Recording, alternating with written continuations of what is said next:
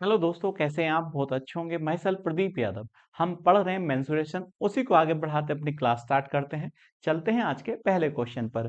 पहला क्वेश्चन ध्यानपूर्वक रीड करेंगे।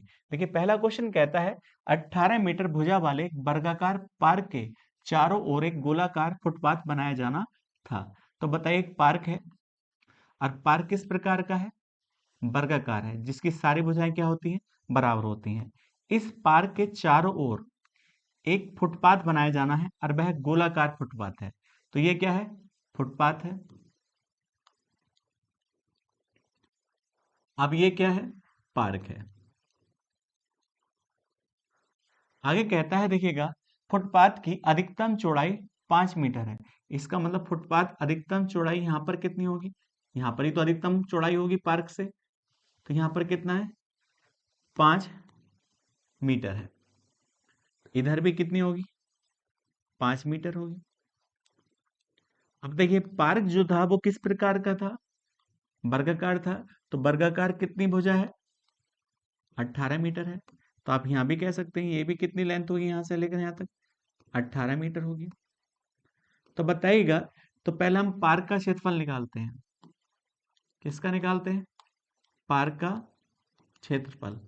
अब ये पार्क जो है वो किस प्रकार है? वर्गाकार है। और आप जानते हैं वर्ग का क्षेत्रफल क्या होता है? भुजा स्क्वायर होता है। तो यहाँ पर जो भी भुजा होगी उसका स्क्वायर। अब भुजा कितनी है यहाँ पर दिखेगा? 18। तो 18 का स्क्वायर कितना होता है? 324 मीटर स्क्वायर हो जाता है। तो ये किसका एरिया आ चुका है? पार्क का एरिया आ चुका है। अब एक बात बताइएगा, तो हम कह सकते हैं यहां से लेकर यहां तक ये क्या है? डायमीटर। ये क्या है? डायमीटर, व्यास है। तो बताइए डायमीटर कितना है? व्यास जो है वह कितना है? तो 5 और 5 10, और 10 और 18 28। तो हम कह सकते हैं 28 मीटर क्या है? ये व्यास है। और व्यास देखिएगा रेडियस का डबल होता है। तो 2r बराबर कितने के? 28 मीटर के। तो r का मान कितना आ जाता है? तो हम कह सकते हैं 14 मीटर आ जाता है। और आपको ये पता है वृत्त का क्षेत्रफल कितना होता है? वृत्त का क्षेत्रफल पाई आर स्क्वायर होता है। तो बताइएगा पाई का मान 22/7। और गुणा देखिएगा, यहाँ कितना आ जाता है? 14 × 14, क्योंकि रेडियस कितनी है? 14 है। अब जैसे इसको हम सोल्व करते हैं तो यहाँ पर कितनी बार जाता है? 2 बार जाता है। तो यहाँ 44 आ जाता है। 44 × 14। और जैसे ही 44 की 14 से गुणा करते हैं तो कितना आता है? 616 मीटर स्क्वायर। तो यह किसका एरिया आता है? तो आप कहेंगे, देखिएगा, पूरी इस इमेज का एरिया कितना आ जाता है? 616 मीटर स्क्वायर आ जाता है। तो हमें क्या निकालना है? फुटपाथ का एरिया निकालना है, फुटपाथ का क्षेत्रफल। तो आप कहेंगे टोटल एरिया में से, तो टोटल एरिया कितना है? 616 में से किसका एरिया निकाल दें आप? तो आप किसका? वर्ग का एरिया। तो वर्ग क्या? पार्क का एरिया। तो पार्क का एरिया कितना है यहाँ पर देखिएगा? 324 मीटर स्क्वायर है। जैसे ही आप घटाएंगे देखिए यहाँ पर कितना आएगा? 2 आएगा। अब 11 में से 2 जाएंगे तो 9 आएगा। और यहाँ बचा 5। 5 में से हम कितना निकाल दें? 3। तो यहाँ 2 आ जाता है। ये किसका एरिया आता है? फुटपाथ का एरिया आता है। तो आगे कहा है फुटपाथ को 25 रुपए प्रति मीटर स्क्वायर की दर से सीमेंट कराने की लागत रुपए की गणना कीजिएगा। तो लागत बतानी है। तो बताइए लागत है 1 मीटर स्क्वायर की कितनी लागत है? 25। तो हमारे पास है 292। तो हम टोटल लागत निकालेंगे तो 292 गुणा 25। हम 25 से यहाँ पर गुणा कर लेते हैं। तो हम जानते हैं, देखिएगा, 25 दूनी 50, 5 कैरी होगा। अब 25 नंबर कितना होता है? आपको पता होगा 225 होगा। अब 225 में जैसे ही हम कितना जोड़ दें? 5 जोड़ दें तो यहाँ पर कितना हो जाता है? 230 हो जाता है। तो यहाँ भी कैरी कितना आ जाएगा? 23 आ जाएगा। अब 25 दूनी 50 होता है। तो यहाँ पर कितना है? 50। और 50 में जैसे ही हम कितना जोड़ेंगे? 23 जोड़ेंगे। कितना जोड़ेंगे? 23। तो यहाँ पर कितना आ जाता है? 73। तो हम कह सकते हैं जो फुटपाथ को सीमेंट के द्वारा पक्का कराने की लागत जो आएगी वह कितनी आएगी? 7,300 रुपये आएगी। और यही हमारा आंसर हो जाता है। डी ऑप्शन इसका सही होगा। चलते हैं नेक्स्ट क्वेश्चन पर।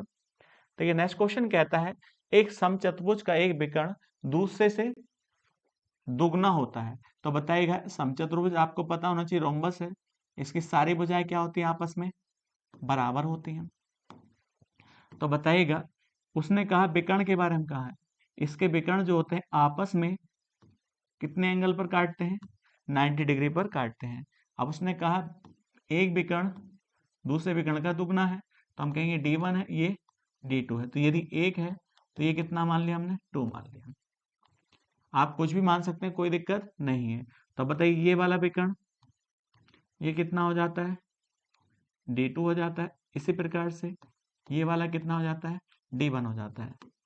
अब बताइएगा हमें पता है समचतुर्भुज का क्षेत्रफल क्या होता है, भुज का क्षेत्रफल होता है 1/2 D1 इंटू D2 होता है। दोनों विकर्ण का गुणनफल किसके साथ 1/2 के। तो बताइएगा हमारे अनुसार इसको फिक्स करना चाहे तो फिक्स कर लीजिए। इसको आप क्या कहेंगे x कहेंगे, तो इसको आप 2x कह दीजिएगा।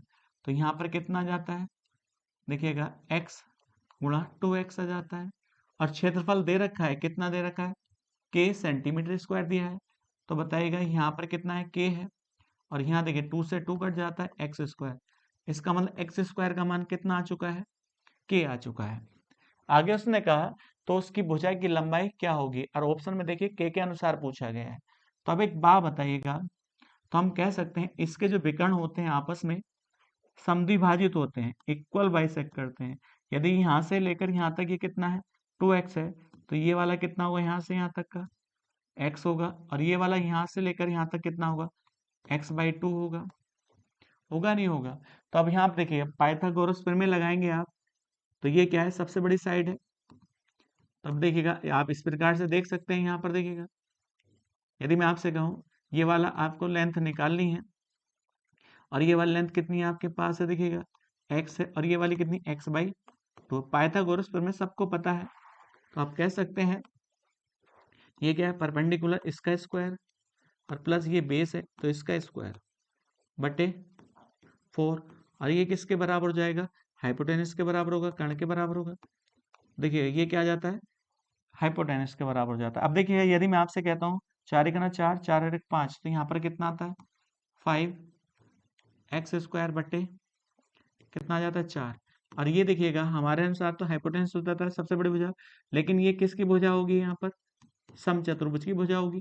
तो हम कह सकते हैं समचतुर्भुज की भुजा कितनी है, देखिए देखिए √5x² बटे 4, लेकिन आपका आंसर जो दे रखा है वो किस में दे रखा है k के अनुसार दिया है। अब x² के स्थान पर आप क्या रख सकते हैं k रख सकते हैं। तो बताइए कितना आंसर हो जाता है यहाँ पर √5। अब x² के स्थान पर क्या आ जाए k और बटे 4, और यही हमारा आंसर हो जाता है, यही भुजा होगी समचतुर्भुज की। अब बताइए ऑप्शन कौन सा सही होगा, इन दोनों में कंफ्यूजन ना रहे तो आपका ऑप्शन कौन सा है इसका डी ऑप्शन इसका सही हो जाता है। सिंपल सा क्वेश्चन है, किया जा सकता है। चलते हैं नेक्स्ट क्वेश्चन पर।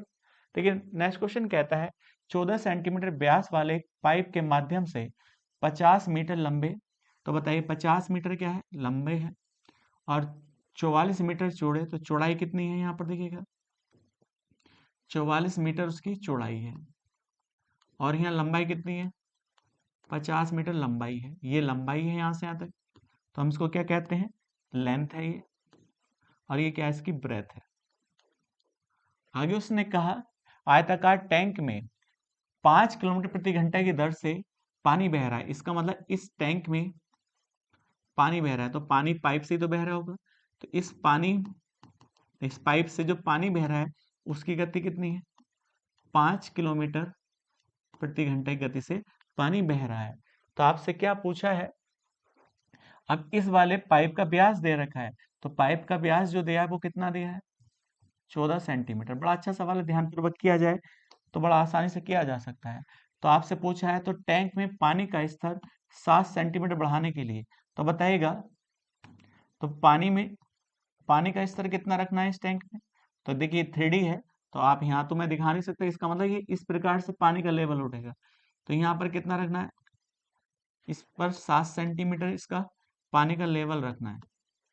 तो इसमें इतना पानी इकट्ठा करने में कितना समय लगेगा, और समय काय में बताना है, घंटे में बताना है। तो ये टैंक किसके द्वारा भरा जा रहा है, तो आप कह सकते हैं पाइप के द्वारा। पाइप भी किस प्रकार का है, बेलन है, सिलेंडर। तो बताइए, बड़ा सिंपल हो जाता है। तो आप कह सकते हैं, आप मुझे बताइए किस में डाला जाता है, एक टैंक में, टैंकी में डाला जाता है। तो आप एक मैं आपसे मैं पूछूं, तो यहाँ टैंकी जो है आयताकार है, तो बताइए इसका क्या होगा, आयतन निकालेंगे, वॉल्यूम निकालेंगे। तो आप बताइए आयतन क्या होगा इसका, L इंटू बी और इंटू एच होगा। इसका मतलब हमारे पास टैंक कितने मीटर है, लंबा है, 50 मीटर लंबा है। चौड़ा कितना है, तो यहाँ पर देखिए 44 मीटर चौड़ा है। और ऊंचाई कितनी रखनी है यहाँ पर, देखिए 7 सेंटीमीटर। यहाँ ध्यान रखना, ये सेंटीमीटर में है और बाकी क्या है में मीटर में। तो इन्हें भी हम आसानी बनाने के लिए क्या कर लें, इन्हें भी सेंटीमीटर कर लें, तो 100 से गुणा कर देंगे। तो यहाँ कितना आ जाता है 5000, और यहाँ कितना आ जाता है, तो आप कह सकते हैं 4400 और यहाँ 7। तो ये क्या आ चुका है, सेंटीमीटर क्यूब आ चुका है। कोई दिक्कत नहीं होगी। इसका मतलब हमें टोटल वॉल्यूम इतना पाइप के द्वारा कंप्लीट करना है। तो अब बताइएगा, अब पाइप का आयतन निकालेंगे। तो आप जानते हैं सिलेंडर का पाइप का आयतन, तो बड़ा आसान है, वॉल्यूम निकालना है। और आप जानते हैं पाइप का आयतन क्या होता है, वॉल्यूम क्या होता है, पाई आर स्क्वायर एच। एक बात बताइएगा, उसने कहा हाइट कितना, देखिए 5 किलोमीटर 1 घंटे में। यदि आप कहें कि 1 घंटा पानी फ्लो हो चुका है, तो कितनी हाइट इसकी वेलन की खत्म हो जाती है, 5000 किलोमीटर। तो इसे मीटर बना लीजिएगा। तो यहाँ पर हाइट जो है वो आपकी स्पीड से मिलेगी, यहाँ पर देखिएगा, क्योंकि पानी की गति है। तो हम कह सकते हैं व्यास है, तो रेडियस चाहिए हमारे पास। तो यहाँ क्या आएगा, 22/7। और आर का मान कितना होगा, क्योंकि टोटल डायमीटर हमारे पास 14 सेंटीमीटर है, तो यहाँ पर कितना हो जाएगा, ये 7 सेंटीमीटर। तो 7 × 7। लेकिन जो हाइट है वो हाइट किसके अनुसार रखी जाएगी, गति के अनुसार, क्योंकि इसकी गति कितनी है 5 किलोमीटर। तो किलोमीटर को हमने मीटर बनाया, इसका मतलब ये मीटर क्या है, को दर्शाता है, डिस्टेंस को दर्शाता है। अब ये 1 घंटा, इसका मतलब 1 घंटा यदि पानी फ्लो हो जाए तो कितना मीटर खत्म हो जाता है, ऊपर से नीचे तक 5000 मीटर खत्म हो जाता है। तो ये हाइट ही तो है, तो हम कह सकते हैं यहाँ क्या रखेंगे, 5000 मीटर। मगर ये पूरा का पूरा काम कितने घंटे में होगा, 1 घंटे में होगा। काय में होगा, घंटे। लेकिन आपने ये भी सेंटीमीटर, ये मीटर है, तो आप इसको सावधानी पूर्वक इसे भी आप क्या बना लीजिएगा, मीटर। तो 100 से गुणा कर दीजिएगा। इसका मतलब ये पाइप 1 घंटे में इतना पानी भर सकता है। 1 घंटा ये चला तो इतना पानी इकट्ठा हो जाता है। लेकिन पानी इकट्ठा हमें ये करना है, तो यदि मैं इसे डिवाइड कर दूं तो समय निकल जाएगा, क्योंकि घंटे में समय निकलेगा, क्योंकि आपने यहाँ घंटे में रखा है। तो जो भी समय निकलेगा वो घंटे में, क्योंकि हमें कंप्लीट तो इतना पानी करना है। तो यहाँ पर क्या आएगा, 5000 गुणा 4400 और गुणा 7। तो ये टैंक में इतना पानी इकट्ठा करना है, किसके द्वारा करना है, तो नीचे ये आएगा। और यहाँ पर जो समय रखा है उसमें समय निकलेगा। तो यहाँ कितना आएगा, 22/7। तो 7 ऊपर चला जाएगा। इसी प्रकार से यहाँ 7 गुणा और यहाँ कितना आएगा, 5000 गुणा 100। अब ये जो आएगा वो क्या निकलेगा, समय निकलेगा इस टैंक को भरने में, क्योंकि कौन भर रहा है, पाइप भर रहा है और इस टैंक को भर रहा है।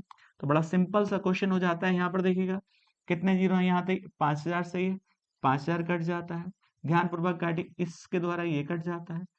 अब मैं आपसे कहूँ 2 7 से 2 7 कट जाते हैं। अब यहाँ कितना है, 22×2 = 44। देखने में बड़ा सवाल है।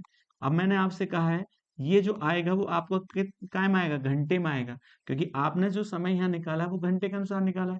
यदि ये मिनट निकालते तो मिनट में आता। इसका मतलब इस टैंक में 7 सेंटीमीटर पानी इकट्ठा करने में कितना समय लगेगा, 2 घंटे का समय लगेगा। और यही हमारा आंसर हो जाता है। सिंपल सा क्वेश्चन है, एग्जाम में आए तो इतनी गुणा भाग हमको समझाने में कि आप डायरेक्ट कर सकते हैं। चलते हैं नेक्स्ट क्वेश्चन पर। देखिए नेक्स्ट क्वेश्चन कहता है 5 मिनट के अंतराल में दीवार घड़ी की 6 सेंटीमीटर लंबी मिनट की सुई। तो एक बात बताइए, एक घड़ी है, तो बताइएगा ये दीवार घड़ी है 5 मिनट में, तो बताइएगा आप कह सकते हैं 60 मिनट में क्या हो जाता है, 1 घंटा हो जाता है। 60 मिनट में कितना घंटा होता है, 1 मिनट होता है। लेकिन 1 मिनट में मिनट वाली सुई जहां से चली वहीं वापस आ जाती है। और आप जानते हैं सर्किल में एक बार जहां से चलो और वहीं वापस आ जाओ तो कितने डिग्री कोण बनाते हो आप? 360 डिग्री। तो इसका मतलब आप कह सकते हैं यदि आप घड़ी में 1 मिनट चल जाइए तो कितने डिग्री कोण बनता है? 6 डिग्री का। लेकिन 5 मिनट के अंतराल, तो यहाँ समय की बात कितनी की गई है? 5 मिनट के अंतराल की बात की गई है। तो मैं कह सकता हूँ यहाँ देखिएगा, तो 5 मिनट में कितना समय बनेगा, कितना एंगल बनेगा? तो 5 मिनट में यहाँ पर जो एंगल होगा वो कितना डिग्री होगा? 30 डिग्री होगा। अब बताइएगा, उसने पूछा है 5 मिनट के अंतराल में दीवार घड़ी की 6 सेंटीमीटर लंबी मिनट की सुई से निर्मित होने वाले क्षेत्र का क्षेत्रफल ज्ञात करिएगा। इसका मतलब मान लीजिए कि यहाँ पर ये सुई थी पहले और 5 मिनट में यहाँ आ चुकी है, तो आप कहेंगे इसका एरिया आपसे पूछा है, ये वाला एरिया, ये वाला एरिया आपसे पूछा है। तो आप जानते हैं कितने एंगल कौन बनेगा यहाँ पर? तो आप कहेंगे 30 डिग्री का। अब बताइए, सुई की लंबाई तो है बदली है, सुई की लंबाई तो वही रहेगी। तो ये 6 सेंटीमीटर यहाँ पर लंबी है, तो ये 6 सेंटीमीटर यहाँ पर लंबी है। तो ये आपको साफ साफ नजर आता है, ये क्या बन जाता है? ये त्रिज्या खंड बन जाता है, त्रिज्या खंड। अब इसका क्षेत्रफल आपसे पूछा है, तो आप जानते हैं त्रिज्या खंड का क्षेत्रफल क्या होता है? सेक्टर बन जाता है। यहाँ ध्यान दीजिएगा, पाई आर स्क्वायर। तो ये पूरे सर्किल का एरिया होता है, लेकिन इसमें से आपने थीटा काटा है, तो यहाँ थीटा जाएगा और टोटल एंगल कितना होता है? 360। तो 360 में से यदि आपने थीटा काट लिया है तो ये एरिया जो बनेगा वो पाई आर स्क्वायर थीटा बटे 360 हो जाता है। अब लेकिन यहाँ एंगल कितना है? 30। तो बताइए यहाँ पाई का मान कितना होगा? 22/7 होगा। इसी प्रकार से देखिए यहाँ आर का मान कितना है? 6, 6 का स्क्वायर 36 होगा। आप कह सकते हैं यहाँ कितना आएगा? 30 डिग्री बटे 360। इससे इसको डिवाइड करेंगे कितना आएगा? 1/12 आ जाता है। अब 12 तिया 36 हो जाता है। तो हम कह सकते हैं ऊपर वैल्यू कितनी आएगी? 66/7। तो बताइए जब 66 को 7 से भाग करेंगे 9 बढ़ जाएगा, 9 7 63 होगा। अब बचा यहाँ पर कितना है? तो आप कह सकते हैं 3 बचा है।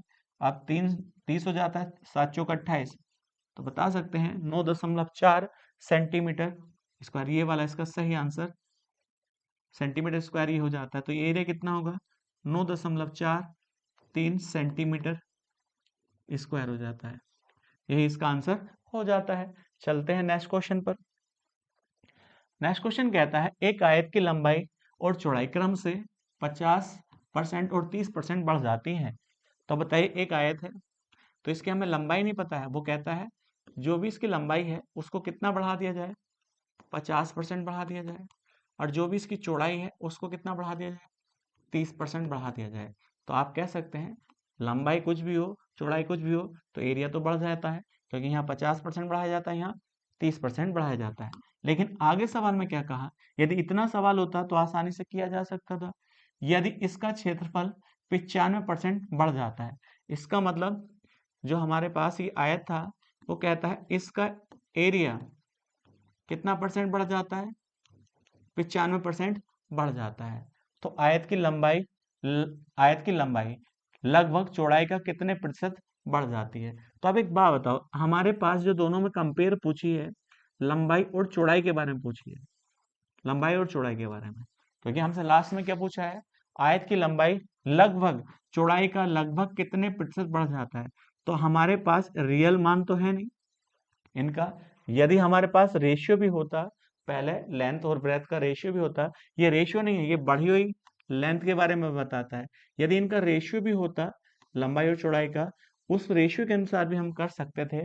लेकिन यहाँ पर तो ना रेशियो दिया है, ना लेंथ और ब्रेथ की बात की गई है, और आपसे डायरेक्ट ये पूछ लिया गया है आयत की लंबाई लगभग चौड़ाई का लगभग कितने प्रतिशत बढ़ जाता है। जब लंबाई और चौड़ाई है ही नहीं तो उसका परसेंटेज कैसे निकालें? तो हम कह सकते हैं इसका ऑप्शन कौन सा जाएगा? हम कह सकते हैं डी ऑप्शन। इसको हम निर्धारित नहीं कर सकते हैं। समझे? चलते हैं नेक्स्ट क्वेश्चन पर। नेक्स्ट क्वेश्चन कहता है यदि एक त्रिभुज और एक समांतर चतुर्भुज एक ही आधार पर हैं, तब एक बात बताओ, सिंपल सी बात है, समांतर चतुर्भुज इसकी आमने सामने की भुजाएं क्या होती हैं? समांतर होती हैं। एक ही आधार है, आधार सेम है। यदि मैं आपसे कहूं आधार सेम है तो इस प्रकार से बना लो, देखिएगा आधार दोनों का क्या हो जाता है? ए बी सी और डी। तो दोनों का आधार क्या हो जाता है? ए बी हो जाता है। या आप इस प्रकार से कह दें दोनों का आधार CD हो जाता है। इस प्रकार से कह दीजिएगा, इस प्रकार से कह दीजिएगा।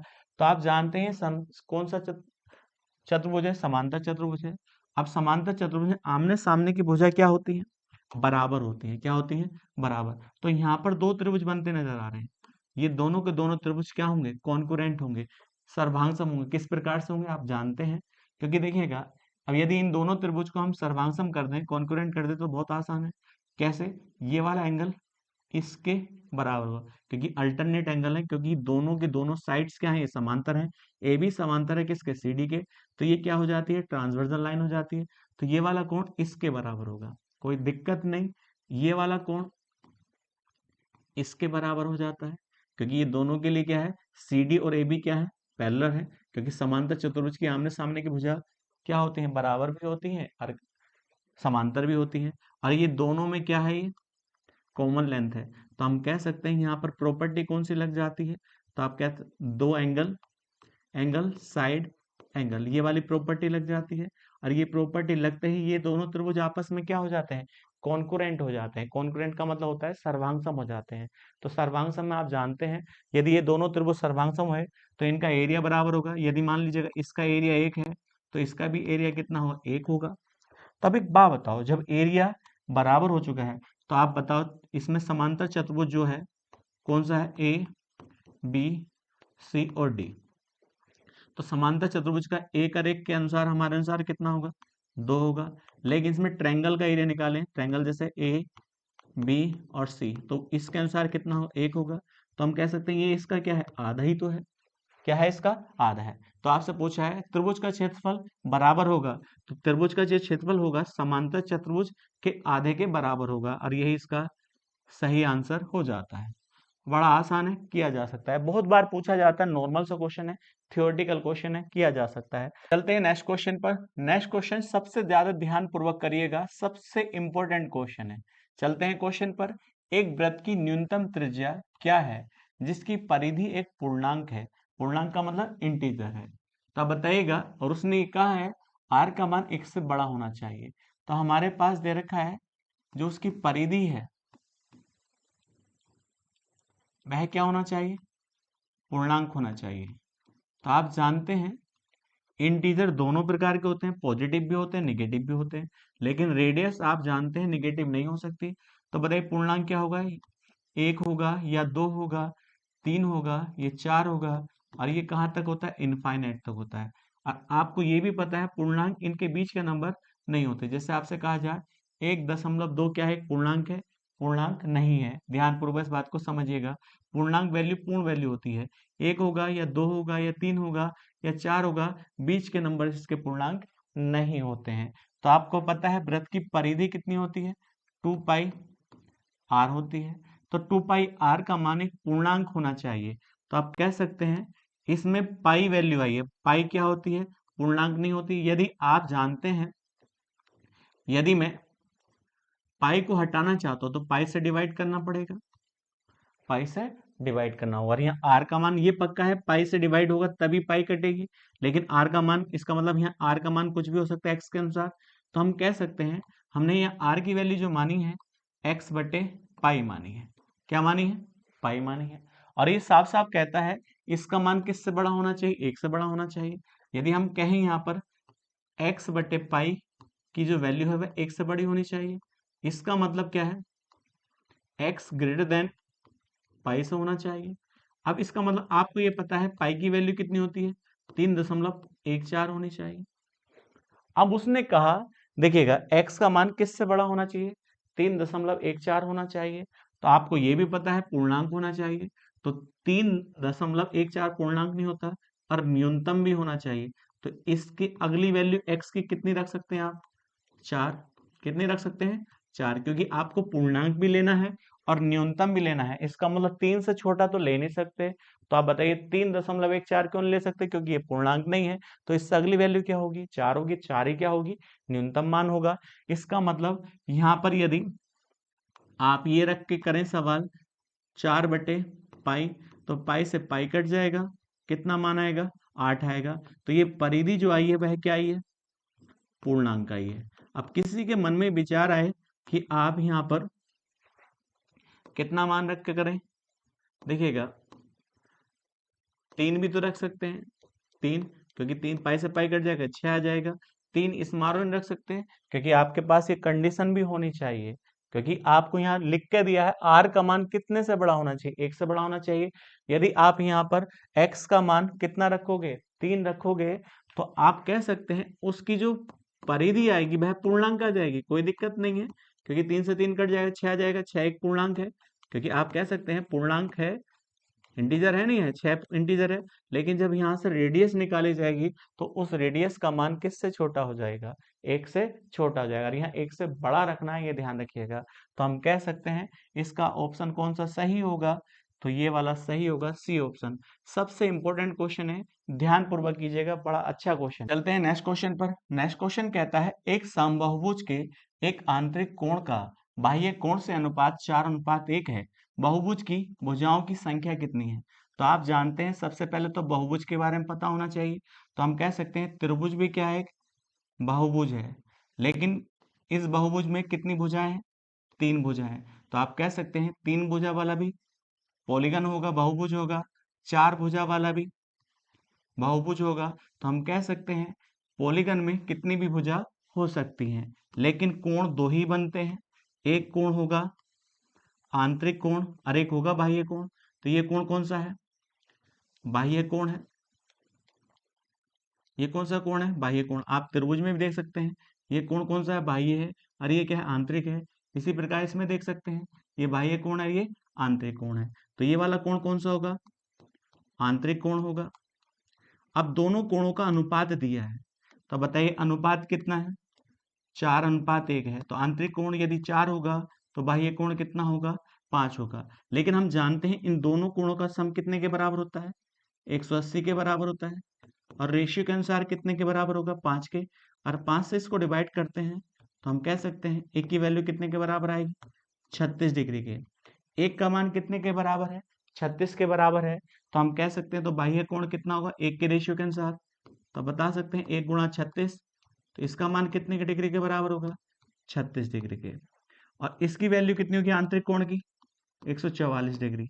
तो हमारे पास दोनों कोण है, आंतरिक कोण भी और बाह्य कोण भी, लेकिन हमें क्या निकालना है, बहुभुज की भुजाओं की संख्या ज्ञात करनी है। तो आप जानते हैं फॉर्मूला क्या होता है बहुभुज का बाह्य कोण का, तो आपको ये पता होगा बाह्य कोण बराबर होता है कितने के, 360 बटे n। n क्या है, बहुभुज की भुजाओं की संख्या है, तो बताइए बाह्य कोण हमारे पास है, तो बाह्य कोण कितना है, 36 डिग्री है, 36 बराबर 360 बटे n। अब यदि n की वैल्यू हम निकालें तो हम कह सकते हैं n का मान कितने के बराबर होगा, 10। तो जो बहुभुज है जिसका आंतरिक कोण कितना डिग्री है, 144, और बाह्य कोण कितना डिग्री है, 36 है, तो उस बहुभुज की भुजाओं की संख्या कितनी होगी, 10 होगी। तो आप कह सकते हैं आपने बाह्य कोण का फॉर्मूला क्यों लगाया, आप आंतरिक कोण का भी फॉर्मूला लगा सकते थे। तो आपको ये पता होना चाहिए आंतरिक कोण का फॉर्मूला क्या होता है बहुभुज का, तो आप ये जानते हैं n-2 गुणा 180। आप देखिए प्रत्येक कोण निकाल चाहते हैं, क्योंकि तो टोटल है जितने भी आंतरिक कोण है उनका टोटल सम आएगा ये। यदि आप एक का निकालना चाहते हैं तो n से डिवाइड कर दीजिएगा। तो अब बताइएगा आंतरिक कोण कितना है आपके पास, 144 है, तो यहाँ 144 रखिएगा बराबर n-2, और यहाँ पर कितना आ जाता है 180 बटे n। अब यदि 18 से हम डिवाइड कर लें तो हम जानते हैं 18 144 होता है, और यहाँ पर कितना आ जाएगा, 10 आ जाएगा। फिर देखिए 2 से डिवाइड करिए 4 आएगा, और यहाँ पर कितना आएगा, 5 आएगा। क्रॉस मल्टीप्लाई करिएगा तो हम कह सकते हैं यहाँ क्या आएगा, 4n, और बराबर n-2, और यहाँ पर 5 से मल्टीप्लाई हो जाती है। अब जैसे इसे मल्टीप्लाई करके हम n का मान निकालते हैं तो यहाँ पर आएगा 4n बराबर 5n माइनस के 10, n की वैल्यू किसके बराबर आएगी, 10। चाहे आप आंतरिक का फॉर्मूला लगाइए चाहे बाह्य का फॉर्मूला लगाइए, n का मान कितने के बराबर होगा, 10 के, और ये हमारा आंसर हो जाता है। सिंपल सा क्वेश्चन है, जिस प्रकार से आप कर सकते हैं कर सकते हैं। चलते हैं नेक्स्ट क्वेश्चन पर। 4 गायों को 28 मीटर लंबे एक वर्गाकार खेत के चारों कोनों से बांधा गया है। तो बताइए एक खेत है, जो वर्गाकार है।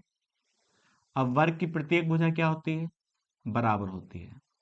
तो बताइएगा इस खेत की भुजा कितने मीटर है, 28 मीटर है। अब इस खेत के चारों कोनों पर गाय बंधी है। आगे उसने कहा है ताकि प्रत्येक गाय बगल के कोनों में 2 गायों को छू सके। तो बताइएगा मान लीजिए ये वाली गाय इस गाय को छू सके और ये वाली गाय इस गाय को भी छू सके। तो अब बताइएगा गाय जो बंधी होगी रस्सी से तो बंधी होगी। अब इस खेत की जो लंबाई है वह कितने मीटर है, 28 मीटर है। तो हम कह सकते हैं इस खेत की लंबाई को 2 हिस्सों में बांट लीजिएगा। तो इसका मतलब इस गाय को 14 मीटर लंबे रस्से से बांधिए और इस गाय को भी 14 मीटर लंबे से बांध सके। तो ये गाय यहाँ तक जा सकती है, ये गाय भी यहाँ तक आ सकती है। तो इसका मतलब हमने इस वर्गाकार खेत के 4 हिस्से कर लिए। इस पर जो बांधी है गाय उसकी लंबाई कितनी रखी रस्से की, 14 मीटर, और इसकी भी 14 मीटर, इसकी भी 14 मीटर। तो ये वाली गाय इस हिस्से को चढ़ सकती है और ये वाली गाय इस हिस्से को चढ़ सकती है और ये वाली गाय इस हिस्से को चढ़ सकती है और ये वाली गाय इस हिस्से को चढ़ सकती है और मिल भी सकती है। तो बताइएगा इस गाय द्वारा इतना भाग चरा गया और इस गाय के द्वारा ये भाग चरा गया और इस गाय के द्वारा इस भाग को चरा गया। इसी प्रकार से इस गाय के द्वारा इस भाग को चरा गया। आगे सवाल में कहा है यदि वर्गाकार खेत के अंदर के क्षेत्र में गाय के लिए उपलब्ध घास 22 दिनों के लिए उन्हें खिलाने के लिए पर्याप्त है। इसका मतलब ये गाय इस भाग को 22 दिनों में चर सकती हैं। तो पहले तो एक बात बताइएगा, वर्ग का प्रत्येक कोण कितने डिग्री का होता है, 90 डिग्री का। ये तो आप सब जानते हैं। ये भी 90 डिग्री और ये भी 90 डिग्री और ये भी 90 डिग्री। इस भाग को आप कहेंगे तो क्या कहेंगे, त्रिज्याखंड कहेंगे, क्योंकि आप जानते हैं यह हिस्सा जो होगा सर्किल का जो हिस्सा है। यदि पूरा सर्किल बन जाए तो कितना सेंटर पे बना कोण कितने डिग्री का होता है, 360 का। लेकिन ये पूरा सर्किल नहीं है तो उसमें कितना कोण है, 90 डिग्री। तो इसे क्या कहा जाता है, त्रिज्याखंड कहा जाता है। तो बताइए त्रिज्याखंड का क्षेत्रफल क्या होता है। तो आपको पता होगा त्रिज्याखंड का क्षेत्रफल होता है पाई आर स्क्वायर और कितना एंगल कटा है सेंटर पर थीटा और कितने में से, 360 में से। अब बताइए यहाँ पर कितने हिस्से हैं, 1 2 3 4। तो चारों का एरिया निकाल लेते हैं हम। जैसे हम चारों का एरिया निकालेंगे तो 4 से गुणा कर दें। अब यहाँ देखिए एंगल जो है वो कितने डिग्री है, 90 डिग्री है। तो यहाँ आएगा पाई आर स्क्वायर 90 बटे 360 और गुणा 4। अब जैसे 90 से डिवाइड करेंगे 4 बार जाएगा, 4 से 4 कट जाता है। तो गाय के द्वारा जो चरा गया हिस्सा है वो कितना है, पाई आर स्क्वायर है। आर का मान कितना होगा, तो रस्सा जो है गाय का वो कितने मीटर का है, 14 मीटर का है, तो वही रेडियस हो जाएगी। तो हम कह सकते हैं इसको यहाँ लिखेंगे 22 बटे 7 गुणा 14 गुणा 14। अब देखिए इसको डिवाइड करेंगे 2 बार जाएगा। अब 22 दूनी 44 होगा और 44 गुणा 14। तो बताइएगा इसकी गुणा जो आएगी वह कितनी आएगी, 616 मीटर स्क्वायर आ जाती है। तो इसका मतलब गाय के द्वारा जो भाग चरा गया है वह 616 मीटर स्क्वायर भाग चरा गया है। आगे उसने क्या कहा है, सवाल में आपको लिखा है। तो आगे कहता है तो इन गायों को पूंछ से बाहर, तो पूंछ से बाहर ये वाला हिस्सा है, ये आंतरिक हिस्सा जो है, पूंछ से बाहर की घास को कितने दिनों तक उन्हें खिलाने के लिए सक्षम होगा यदि कोई इसे काटता है और इसे चरने के योग्य के अंदर छोड़ता है। तो बताइएगा इस वाले हिस्से को चरने में उसे कितना दिन लगेगा गाय को, ये पूछा गया है। तो पहले ये हिस्सा तो पता चले तभी तो हम निकाल पाएंगे। तो बताइएगा पूरा क्षेत्र कितना है, वर्गाकार है। तो आप जानते हैं पूरा क्षेत्र क्या है, वर्गाकार है। तो अब वर्ग का क्षेत्रफल आपको पता है, वर्ग का क्षेत्रफल साइड स्क्वायर होता है। अब साइड कितनी है वर्ग की, तो आप जानते हैं 28 है। तो यहाँ पर क्या जाता है, 28 का स्क्वायर हो जाता है। 28 का स्क्वायर क्या होता है, 784 मीटर स्क्वायर होगा। तो आप सिंपल सा यहाँ पर देखिएगा, हम वो भाग निकाल लें, टोटल वर्ग का क्षेत्रफल निकाल लिया, पूरा क्षेत्रफल निकाल लिया और उसमें से वह क्षेत्रफल निकाल लिया जो चरा गया है। तो शेष भाग आपको निकालना है। तो शेष भाग किस प्रकार से निकलेगा, तो आप कहेंगे टोटल में से आप कितना घटा दीजिएगा, 616 घटा दीजिएगा। अब जैसे ही 616 घटाएंगे किस में से, 784 में से, तो वह हिस्सा जाता है जो बचा है, तो इसे घटाएंगे कितना है, 168 मीटर स्क्वायर भाग आएगा जो बचा है। अब सवाल में कहा गया था जो ये वाला हिस्सा है जो चरा गया है वह कितने दिन में चरा गया है, 22 दिन में, और जो बचा भाग है उसे कितने दिन में चरा जा सकता है। तो बताइए, बड़ा सिंपल सा है, 616 मीटर भाग मीटर स्क्वायर भाग कितने दिन में चरा जाता है, 22 दिन में चरा जाता है। तो अब बताइए कितना भाग चराना है, 168। तो 1 मीटर स्क्वायर को चरने में कितना समय लगेगा, तो हम कह सकते हैं 22 बटे 616। अब गुणा किससे कर दीजिए, इस वाले का हिस्सा निकालना है कितने दिन में चला जा सकता है, तो हम देखिए सिंपल से यहाँ गुणा कर दें, 22 बटे 616 गुणा 168। अब 22 से इसे काटेंगे तो 2 बार, पहले 2 बार कटेगा फिर 8 बार कट जाता है। अब देखिए 28 से इसको डिवाइड करेंगे तो कितना दिन लगेंगे, 6 दिन लगेंगे। हमसे यही पूछा गया था, हमसे क्या पूछा गया था, तो इन गायों की पूंछ से बाहर की घास कितने दिनों तक इन्हें खिलाने में सक्षम होगी यदि कोई इसे काटता है और इसे चराने के योग्य भाग के अंदर छोड़ता है। तो बताइएगा, तो आप कह सकते हैं कितना दिन आएगा, 6 दिन आएगा, और इसका आंसर कितना हो जाता है, 6 दिन इसका करेक्ट आंसर हो जाता है। चलते हैं नेक्स्ट क्वेश्चन पर।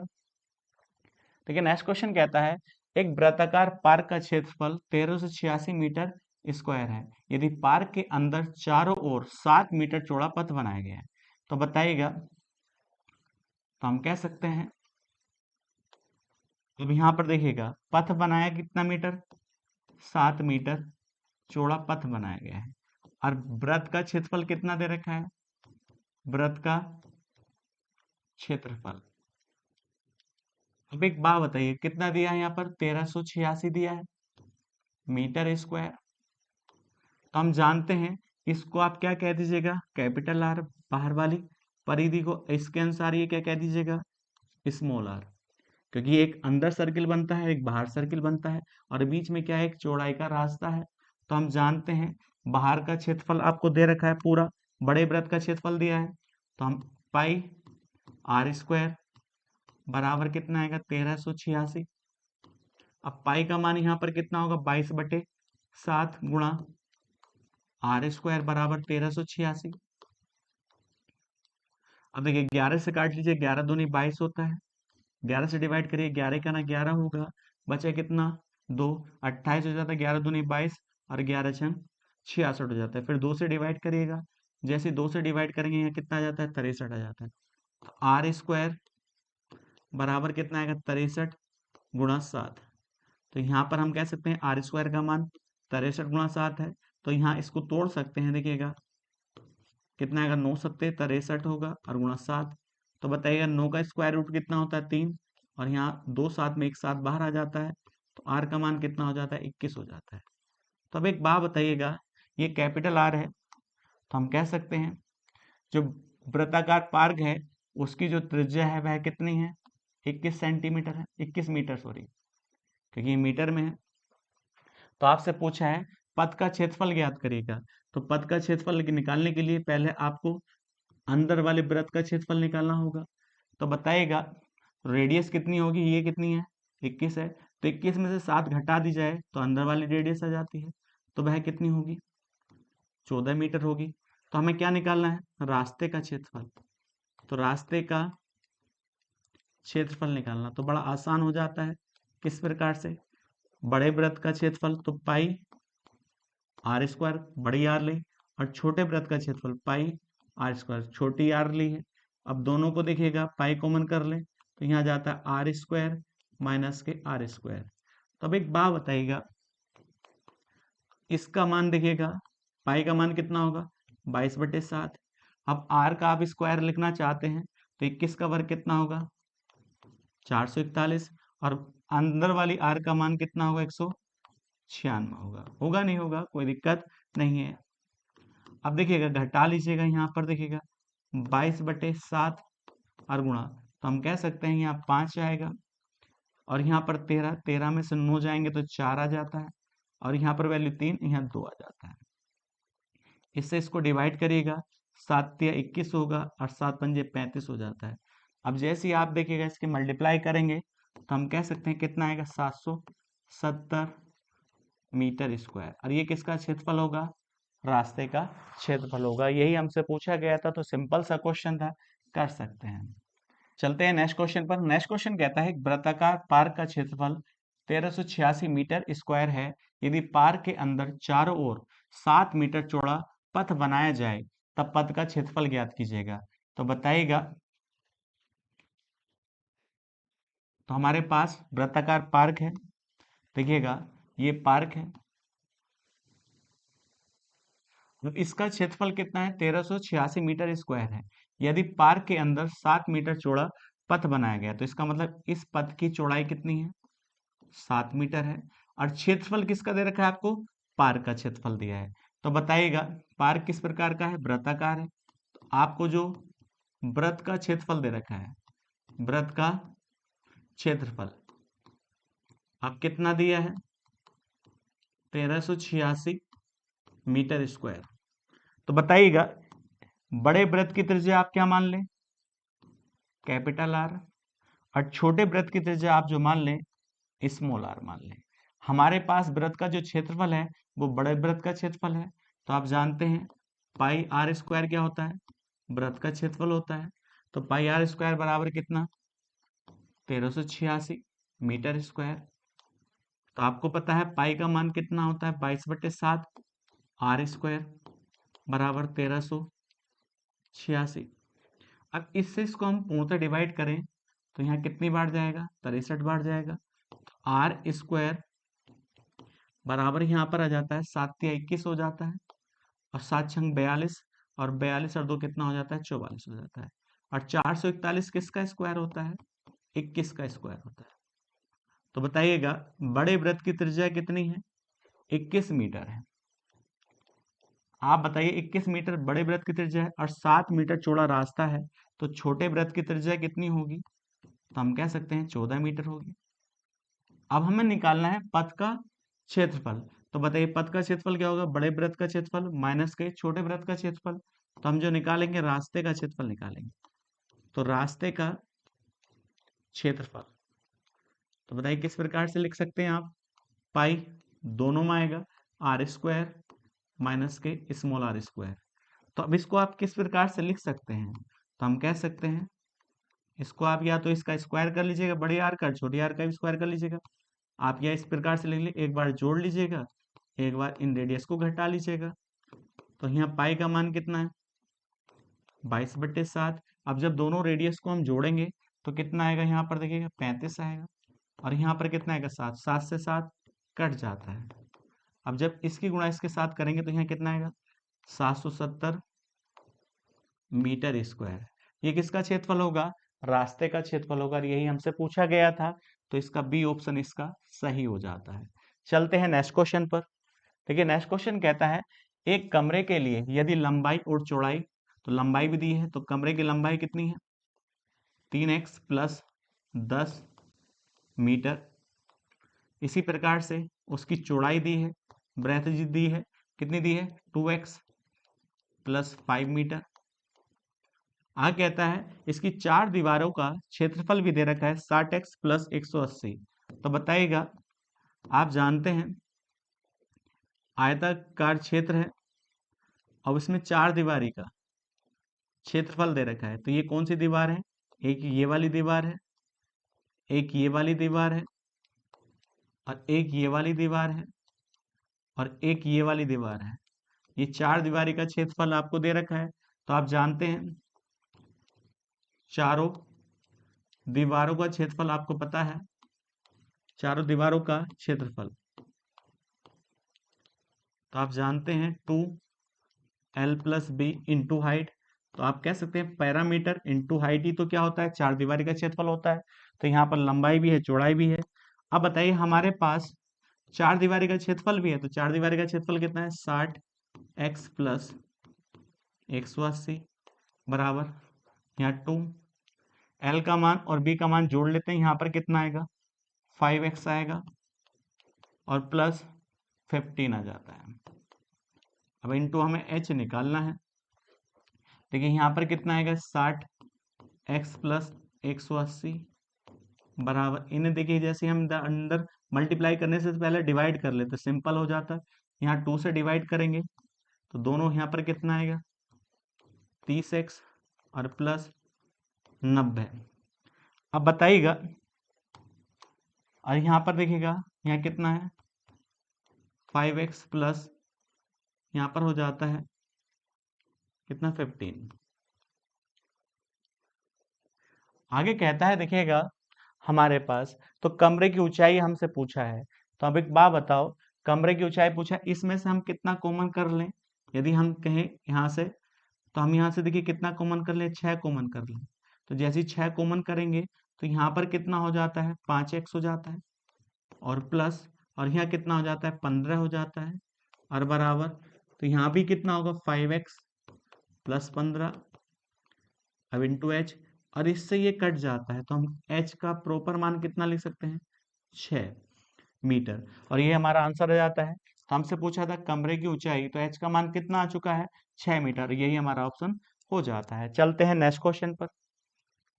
तो नेक्स्ट क्वेश्चन कहता है छायांकित क्षेत्र का क्षेत्रफल ज्ञात कीजिएगा। तो बताइए हमें छायांकित भाग का क्षेत्रफल निकालना है। तो बड़ा आसान है, देखिएगा तो हम कह सकते हैं ये कितनी लेंथ है 15 है, और ये वाली लेंथ कितनी है 18 है। तो बताइए पहले तो इसका एरिया निकाल लेते हैं। तो ये एक आयत है, रेक्टेंगल है, तो रेक्टेंगल का एरिया कितना होता है आप जानते हैं L इंटू बी होता है। तो यहाँ पर 15 है और गुणा इसी प्रकार से यहाँ 8 है, तो टोटल कितना जाता है देखिएगा 120 सेंटीमीटर आ सकता है। तो बताइएगा टोटल एरिया कितना है 120 आया है। बस हम किसका एरिया निकाल लें, इसमें त्रिज्या खंड का क्षेत्रफल और निकाल लें। तो ये क्या है देखिए, ये भी कितना डिग्री का कोण होगा 90 और ये भी 90, तो हम इस वाले का एरिया निकाल लेते हैं। तो ये क्या है त्रिज्या खंड है, क्या है त्रिज्या खंड का क्षेत्रफल निकाल लेते हैं। और आप जानते हैं त्रिज्या खंड का क्षेत्रफल क्या होता है, देखिएगा पाई आर स्क्वायर थीटा अपॉन 360 होता है। लेकिन यहाँ पर हिस्से कितने हैं 4, 1 2 3 4, 4 से गुणा कर दें तो टोटल भाग आ जाता है। अब यहाँ थीटा का मान कितना है यहाँ पर 90 है, तो बताइएगा, और आर का मान भी यही देखिए यहाँ से लेकर यहाँ तक इस चाप की क्या है ये रेडियस है। तो आप यहाँ पर लग सकते हैं 3, 3 का स्क्वायर 9 हो जाता है, और यहाँ पर 90 बटे 360 और इंटू 4 हो जाता है। क्या हो जाता है यहाँ पर 4 हो जाता है। तो सिंपल सा देखिएगा, सिंपल सा क्वेश्चन बन जाता है। हम कह सकते हैं देखिएगा इससे, इसे कितनी बार डिवाइड करेंगे 4 बार, और 4 से 4 कट जाता है। तो एक बात बताइए यहाँ पर कितना है 9 पाई आ जाता है। लेकिन यहाँ पर देखिएगा पाई का मान आप रखना पड़ेगा, तो पाई का मान जैसे ही आप रखेंगे यहाँ पर, तो 9 गुणा 22/7, तो इसका मान कितना आएगा 9 दूनी 18 हो जाता है। अब 9 दूनी 18 19, तो 198/7 सेंटीमीटर स्क्वायर हो जाता है। तो यह हिस्सा किसका है टोटल त्रिज्या खंड का, और ये कुल एरिया है जो पूरा है आपका।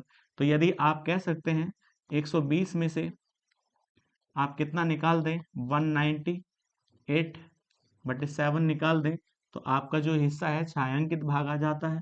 तो देखिए इसमें से इसको निकालेंगे तो यहाँ पर कितना आएगा, यहाँ पर 1 है तो यहाँ पर आएगा 840 माइनस के 198 और डिवाइड बाई 7। तो बड़ा सिंपल बन जाता है, देखिएगा 10 में से 8 जाएंगे तो 2 आएगा। इसी प्रकार से देखिए यहाँ पर यहाँ कितना आ जाता है 642/7 सेंटीमीटर स्क्वायर, और यही हमारा आंसर हो जाता है। सिंपल सा है, गुणा भाग कर सकते हैं। चलते हैं नेक्स्ट क्वेश्चन पर। देखिए नेक्स्ट क्वेश्चन कहता है एक व्यक्ति एक वृत्ताकार तालाब के ठीक एक बार चक्कर लगाता है। इसका मतलब क्या है, एक वृत्ताकार क्या है तालाब है, इस पर एक व्यक्ति एक चक्कर लगाता है। यदि उसका कदम जो एक कदम है, जो कदम जो है वह कितने सेंटीमीटर का है 44 सेंटीमीटर का है। अब कहता है वह तालाब के चारों ओर घूमने के लिए 700 कदम चलता है।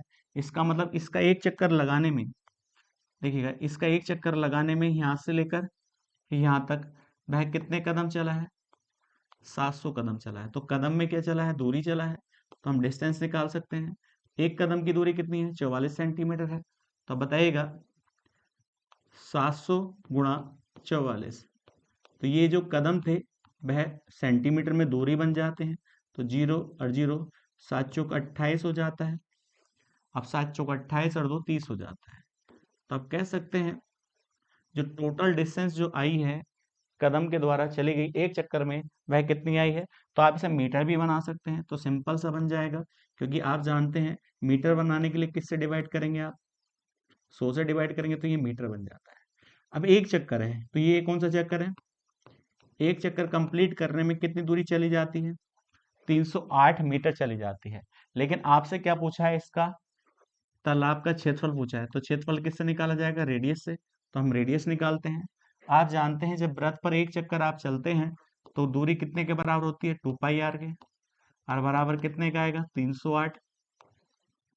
क्योंकि यहाँ एक चक्कर कितना है, 308 मीटर का है। अब सिंपल सा दिखेगा, यहाँ 2 और गुणा पाई का मान 22/7 और गुणा r बराबर 308। अब देखिए 11 से डिवाइड करेंगे, 11 दूनी 22 होता है। अब यहाँ पर 11 दूनी 22 और 11 अट्ठे 88 हो जाता है। 4 सत्ते 28 होगा, तो हम बता सकते हैं कि रेडियस कितनी आएगी। यहाँ पर देखिएगा 7 सत्ते 49 हो जाता है। कितना हो जाता है यहाँ पर, r का मान कितना है, 7 सत्ते 49।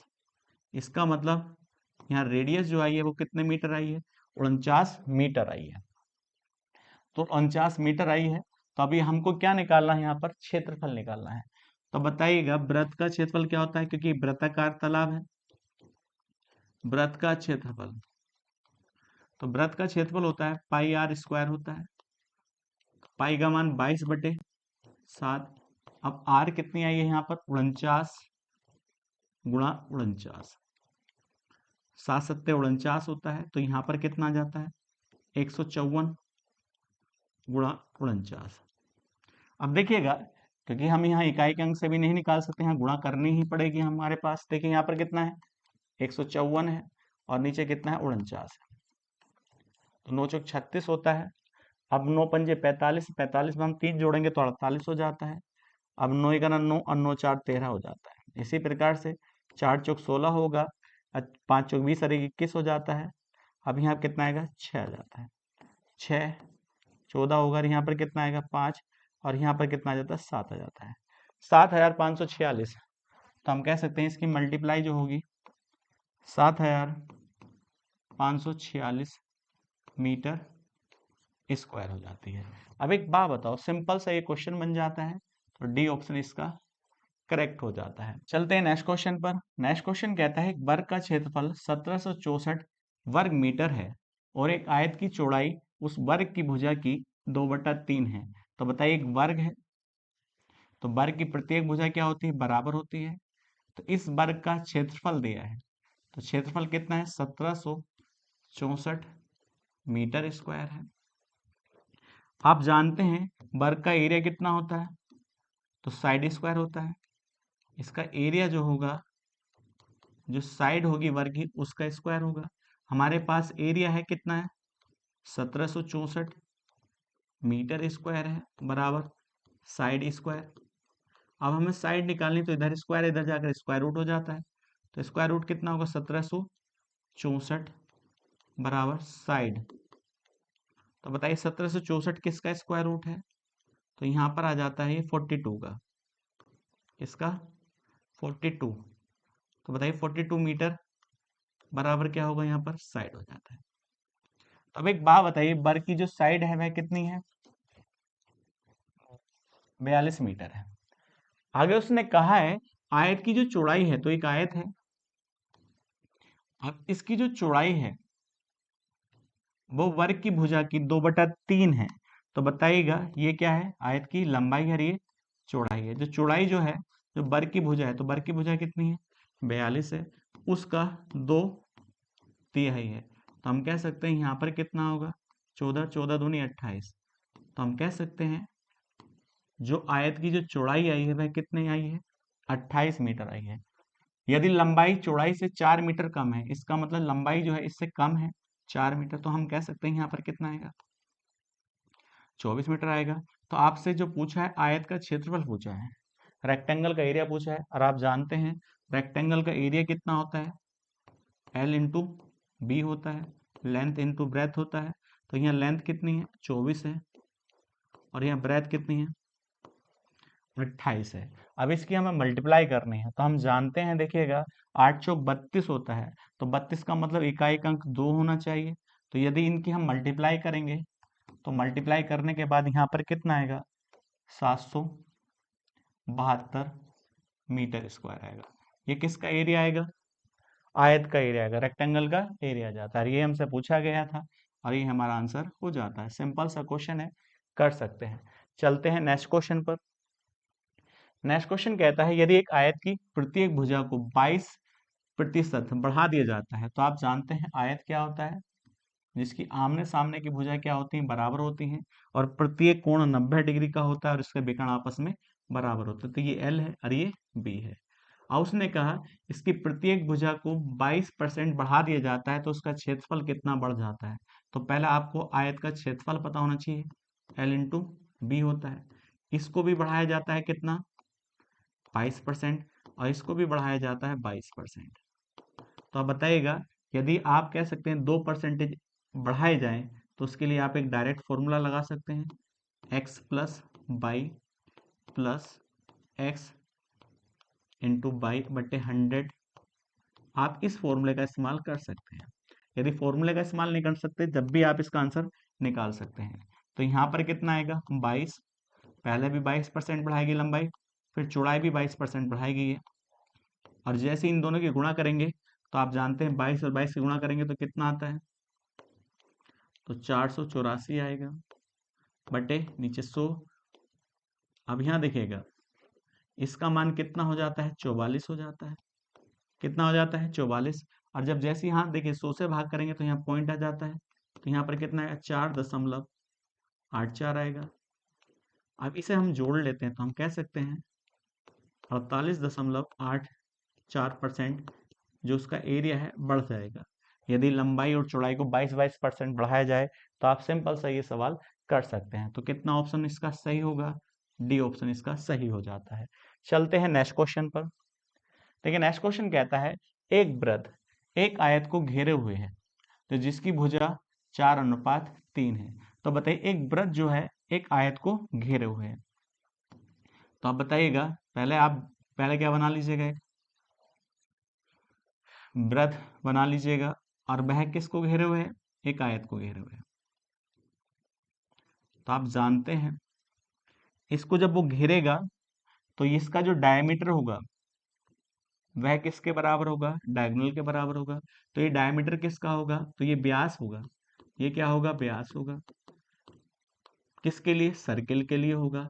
लेकिन ये विकर्ण होगा किसके लिए होगा डायगोनल होगा, वह किसके लिए होगा आयत के लिए होगा। तो हम कह सकते हैं यह डायगोनल किसके लिए है जो रेक्टेंगल के लिए है, और ये सॉरी डायमीटर जो है वो सर्किल के लिए है और इसका डायगोनल जो है वह किसके लिए है रेक्टेंगल के लिए है। क्योंकि ये आप जान सकते हैं तभी ये बराबर होंगे तभी ये सर्किल इसके कोनों से होके जाएगा। तो आगे कहा है देखिएगा आयत को घेरे हुए है जिसकी भुजाएं 4:3 है। तो हम कह सकते हैं आयत की भुजा कितनी है 4 और 3 के रेशियो में है। आगे उसने कहा यदि आयत की परिधि जो है 56 सेंटीमीटर है, तो आप जानते हैं आयत की जो परिधि होती है, परिधि कह दीजिएगा या परिमाप कह दीजिएगा, आयत का परिमाप वह क्या होता है 2l+b होता है। अब देखिएगा मेरे अनुसार यहाँ पर परिमाप कितना होगा 4 3 7 और 7 दूनी 14। तो यहाँ पर हमारे अनुसार जो परिमाप होगा परिधि जो होगी वह 14 होगी। सवाल में कितनी है 56 है, तो 14 से जब 56 को डिवाइड करें कितना आएगा, एक का मान 4 के बराबर आएगा। जब एक का मान 4 होगा तो रियल में जो इसकी लेंथ होगी वह कितनी हो जाती है 16 हो जाती है और ये कितनी हो जाती है 12 हो जाती है। अब यदि मैं आपसे कहूं एक आयत है जिसकी एक भुजा कितनी है 16 सेंटीमीटर, दूसरी भुजा 12 सेंटीमीटर, तो इसका विकर्ण निकाला जा सकता है। विकर्ण कितना होगा, अब ये विकर्ण क्या होगा इसका हाइपोटेन्यूस कर्ण ही तो होगा। तो कैसे निकालेंगे 16 का स्क्वायर और 12 का स्क्वायर। तो 16 का स्क्वायर कितना होता है 256 और 12 का स्क्वायर कितना होता है 144, और दोनों को जोड़ेंगे तो यहाँ क्या आएगा, 400 आएगा। और 400 किसका स्क्वायर रूट होता है, 20 का। तो हम कह सकते हैं ये वाली लेंथ जो है वह कितनी आएगी, 20 आएगी। तब एक बात बताओ, तो हम कह सकते हैं कि व्यास बराबर है किसके, विकर्ण के। और विकर्ण की वैल्यू कितनी है यहाँ पर, 20 है। तो हम कह सकते हैं 20 है, तो 20 किसके बराबर होगा, व्यास के। और व्यास को हम कहते हैं डायमीटर कहते हैं ना। और डायमीटर किसके बराबर होता है, 2r के। 2r बराबर कितने के, 20 के। अब 2 से डिवाइड करेंगे तो r का मान कितना हो जाता है, 10 हो जाता है। r का मान कितना होगा, 10 सेंटीमीटर। अब हमें क्या निकालना है, वृत्त का क्षेत्रफल, क्योंकि वृत्त किसका क्षेत्रफल r से ही निकाल सकते हैं। तो अब बताइएगा वृत्त का क्षेत्रफल कितना होगा, वृत्त का क्षेत्रफल आप जानते हैं पाई आर स्क्वायर होता है। आर का मान कितना है, 10, 10 का स्क्वायर कितना हो जाता है, 100। तो पाई में आंसर दे रखा है, तो हम कह सकते हैं वृत्त का क्षेत्रफल कितना होगा, 100 पाई होगा। और ये हमारा आंसर हो जाता है। सिंपल सा क्वेश्चन था, कर सकते हैं। चलते हैं नेक्स्ट क्वेश्चन पर। देखिए नेक्स्ट क्वेश्चन कहता है त्रिज्या r1 और r2 वाले दो वृत्त के केंद्रों के बीच की दूरी d है, तो उनकी सीधी समान स्पर्श रेखा की लंबाई ज्ञात करेगा। तो बताइएगा दो सर्किल हैं अलग अलग रेडियस के। तो पहले की देखिएगा त्रिज्या कितनी है, देखिएगा ये पहले की त्रिज्या है r1 है, और दूसरे की त्रिज्या है r2 है। और केंद्र के बीच की दूरी कितनी दे रखी है, d। तो आपसे ये पूछा है ये p है ये q है, तो स्पर्श रेखा की लंबाई ज्ञात करिएगा। तो इसका फॉर्मूला होता है, हम जानते हैं, तो होगा केंद्र के बीच की दूरी का स्क्वायर माइनस के दोनों त्रिज्या का अंतर r1 माइनस के r2 का होल स्क्वायर। तो यही इसका फॉर्मूला बन जाता है। ये आप कह सकते हैं स्पर्श रेखा की लंबाई आ जाती है। तो इसका ऑप्शन कौन सा सही होगा, डी ऑप्शन इसका सही हो जाता है। सिंपल सा क्वेश्चन है, किया जा सकता है। चलते हैं नेक्स्ट क्वेश्चन पर। देखिए नेक्स्ट क्वेश्चन कहता है एक त्रिभुज की भुजा 24 सेंटीमीटर, 45 सेंटीमीटर और 51 सेंटीमीटर है।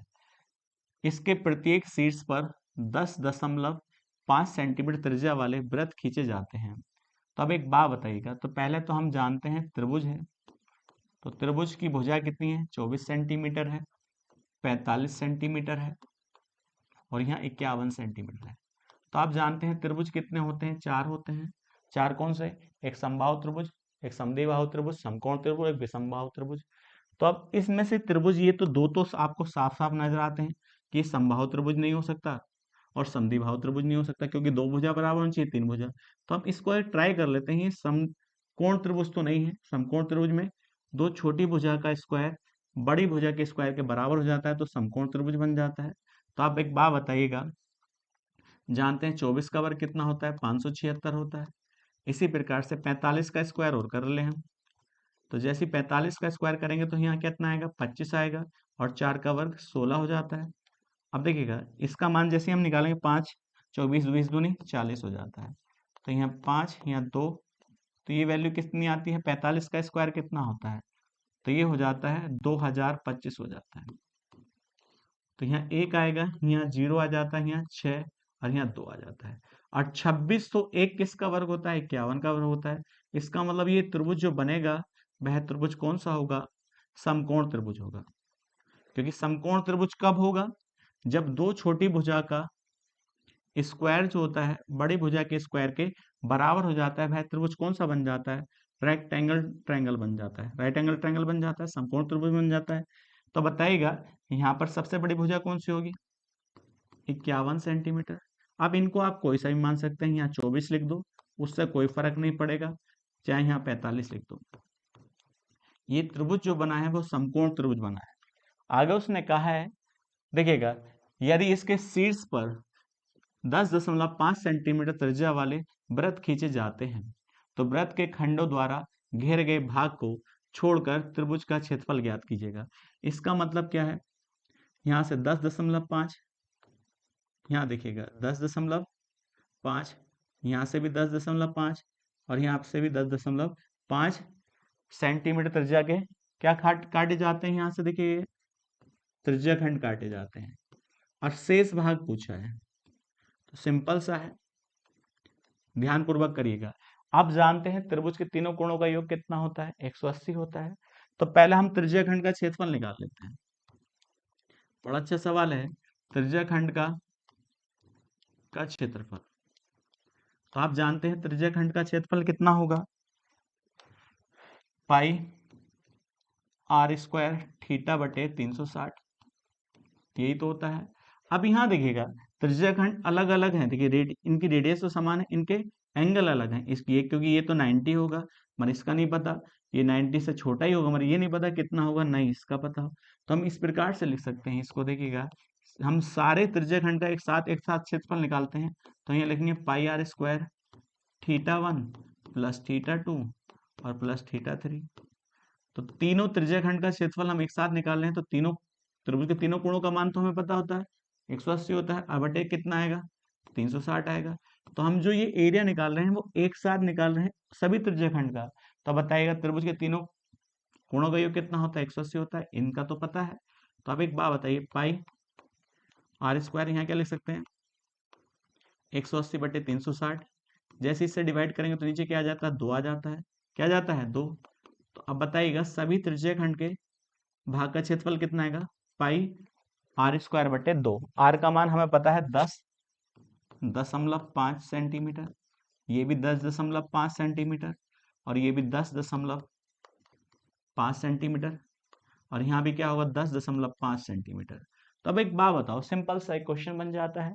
तो पहले इसका एरिया निकाल लो, और ट्रायंगल का एरिया आपको साफ साफ पता ही है, और दोनों घटा दो तो किसका एरिया निकल जाता है।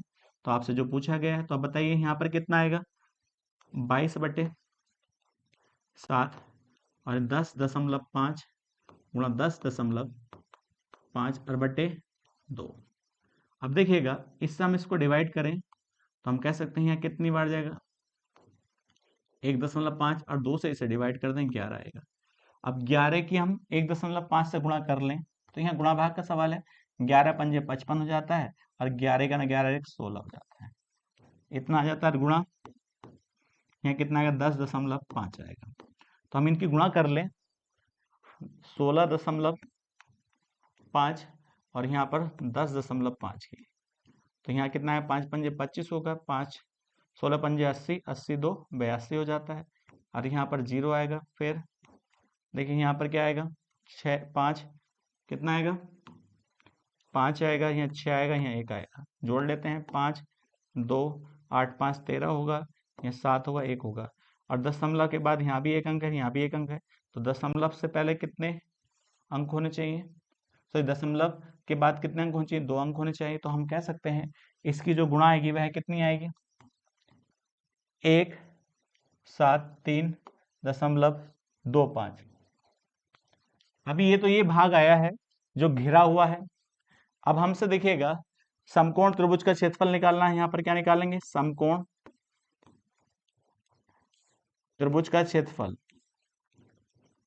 त्रिभुज का क्षेत्रफल आप जानते हैं क्या होता है, 1/2 बेस इंटू हाइट, तो बेस कितना है इसका 45 है, और हाइट कितनी है यहाँ पर 24 है। इससे इसको डिवाइड करेंगे, 12 बार डिवाइड होगा, तो 12 पंजे 60 होगा, कितना होगा, 12 पंजे 60 होगा, और 12 चौक 48, 48 में हम 6 जोड़ते हैं तो यहाँ पर कितना आ जाता है, 54 हो जाता है।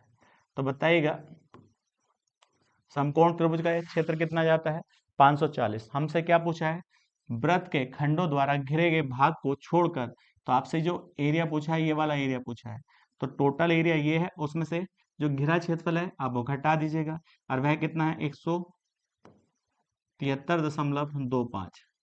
जैसे घटाएंगे दशमलव के बीच बाद 2 जीरो लगा लीजिएगा, तो यहाँ क्या आएगा, 5 आएगा, यहाँ 7 आ जाएगा, और 9 में से कितना निकाल देंगे, यहाँ पर 3 तो 6 आ जाएगा। इसी प्रकार से यहाँ भी 6 आ जाएगा, 4 यहाँ 3 आ जाएगा।